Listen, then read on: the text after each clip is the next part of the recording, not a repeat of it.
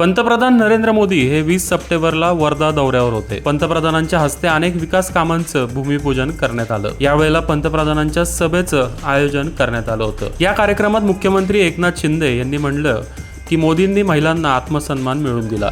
मागच्या 10 वर्षात ग्रामीण भागातील 10 कोटी महिला या आत्मनिर्भर झाल्या। ते आज पुण्यश्लोक अहिल्याबाई होळकर महिला स्टार्टअप योजनेचे उद्घाटन करणार आहेत। महिला स्टार्टअप मध्येही महाराष्ट्र राज्य पहिल्या क्रमांकावर असेल। पंतप्रधान मोदींच्या नेतृत्वात भारताला महासत्ता बनवण्याचा 140 कोटी जनतेचं स्वप्न पूर्ण होणार आहे असंही मुख्यमंत्री म्हणाले। आम्ही 1000 कॉलेजमध्ये आचार्य चाणक्य कौशल्य विभाग सुरू करत आहोत। PM मित्रा टेक्सटाईल पार्कची ही सुरुवात होणार आहे। या पार्कमध्ये 2 लाख रोजगार मिळेल।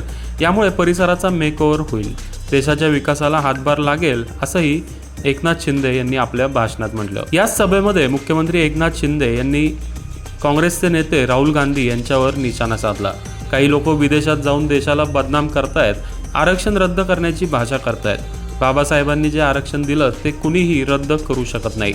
जोपर्यंत मोदी सत्तेत आहेत तोपर्यंत कोणताही मायचा लाल आरक्षण रद्द करू शकत नाहीत असं एकनाथ शिंदे म्हणाले। मुख्यमंत्री शिंदे पुढे म्हणाले की काही लोक 370 कलम पुन्हा बहाल करू म्हणतात। ते दहशतवाद्यांच्या सुरात सूर मिसळतात। हे कलम हटवल्यानंतर जम्मू काश्मीरमध्ये विकास झालाय। हा विकास त्यांना रोखायचा आहे का असा सवाल शिंदेंनी उपस्थित केला।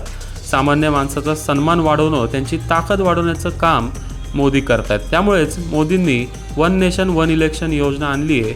मी त्यांचे याबाबत आभार व्यक्त करतो असं यावेळेला एकनाथ शिंदे म्हणाले।